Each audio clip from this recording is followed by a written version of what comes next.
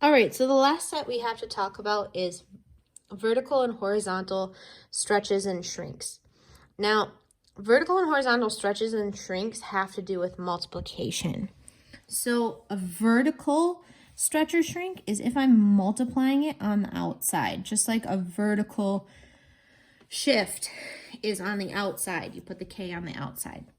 And a horizontal stretch or shrink is on the inside, just like the horizontal shifts left and right. Now, what's a little bit annoying about these is they're exactly opposites. Okay, so a vertical stretch is a horizontal shrink. Okay, I'm going to write that in my notes just as like a side note. A vertical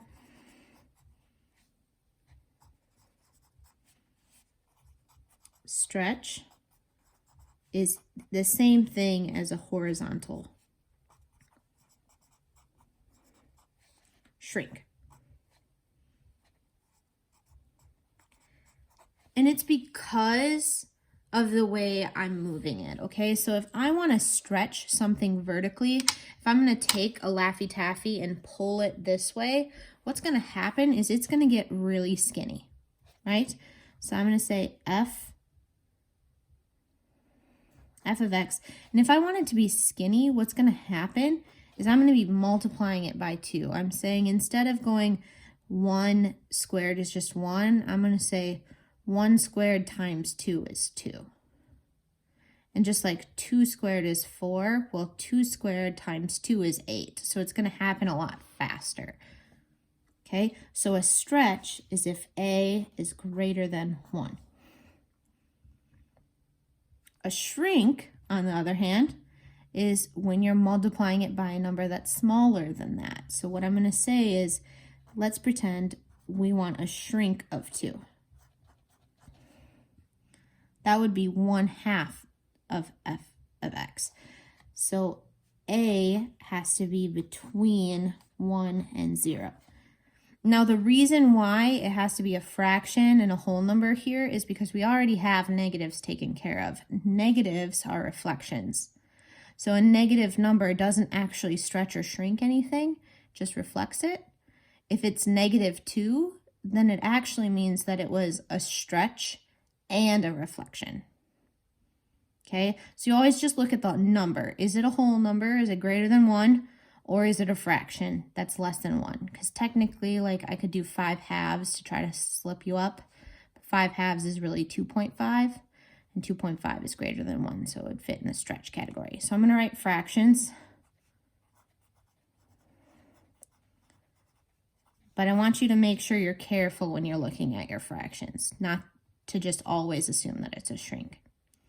Make sure that it's actually a fraction that's less than 1. All right, so since I went back to x squareds, f of x equals x squared. If I want to talk about the first one I did, so I'm going to label that one 1 again and this one 2. If I said 2f of x, what that looks like is 2 times the whole function. So if I did 1/2 f of x, that would be 1/2 the whole function. Okay. Now, just like if I was talking about the reflections, if I had a function that wasn't a parent function, let's go back to that 2x plus 3. If I wanted to stretch this function by 2, I would have to multiply the whole function by 2. And I'd actually end up with 4x plus 6. Okay? Now, we can see that because if I stretch something, it is going to get skinnier if I go up. And if I push something down, it's going to get wider. So some of you might think of or have seen like the compression videos where they're like popping a volleyball or a soccer ball under a lot of pressure. As that pressure gauge goes down, you'll notice that the ball gets a lot wider. It's the same concept for a shrink. Just like I said, that Laffy Taffy, pulling the Laffy Taffy is a stretch. Okay? Now, Oh man, I didn't realize that you couldn't see all of my work. I'm gonna move my camera. My bad.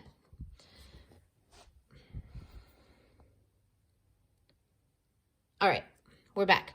So a horizontal shrink, like I said before, is that A inside. Okay, so it's exactly the opposite of what we did before. Just like if you think right, you automatically think plus a number, but it's actually minus, because right is minus a number. So a stretch, instead of being greater than 1, a stretch horizontally, if I'm going to pull that Laffy Taffy out, if I'm going to stretch it, it actually makes the function wider. So that's when we have the 0 is less than 8, which is less than 1. That's when we have the fraction. And the stretch is when A is greater than 1. Okay, so if I said this function up here, if I was going to talk about this function, I would say a horizontal shrink of 1/2. That would look like this. Okay, this is a horizontal shrink of 1/2 or a vertical stretch of 2. They're exact opposites. Okay, so what I would do here for number 1,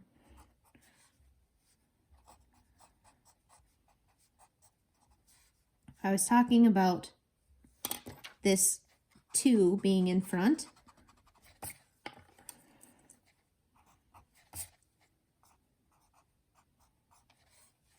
I would have something that looks like this. I'm sorry, I wrote the same thing both times, so I had to fix it.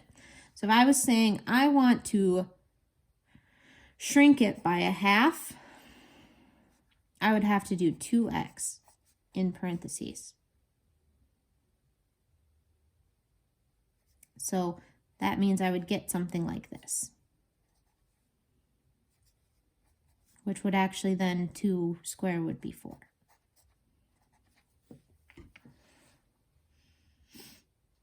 Right?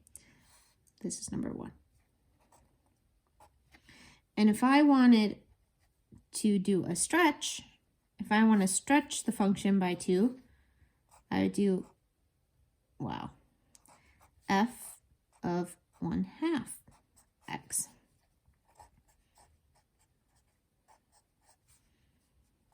Which would look like this. And again, I'd have to distribute that 1/2 to both.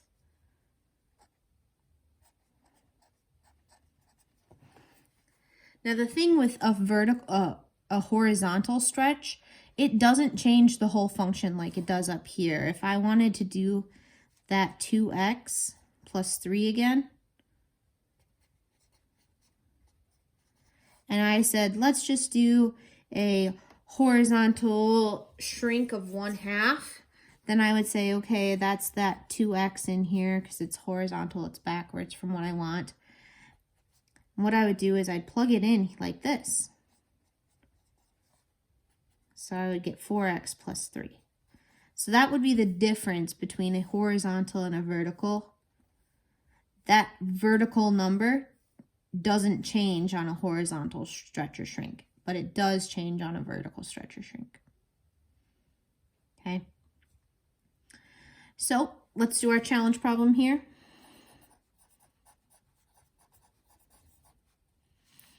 I'm going to say, let's use, it's a function we haven't used yet.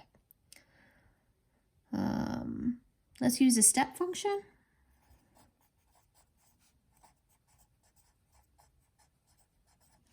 And we'll say, let's do a vertical stretch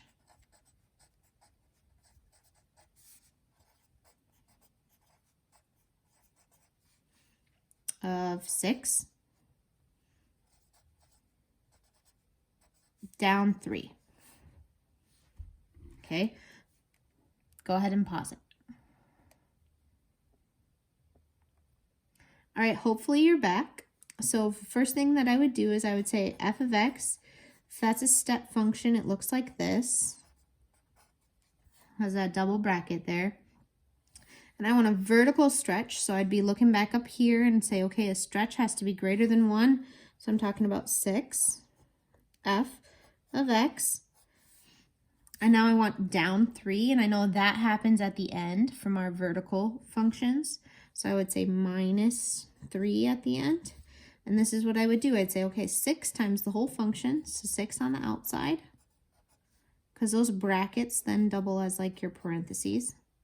And then that minus 3 at the end.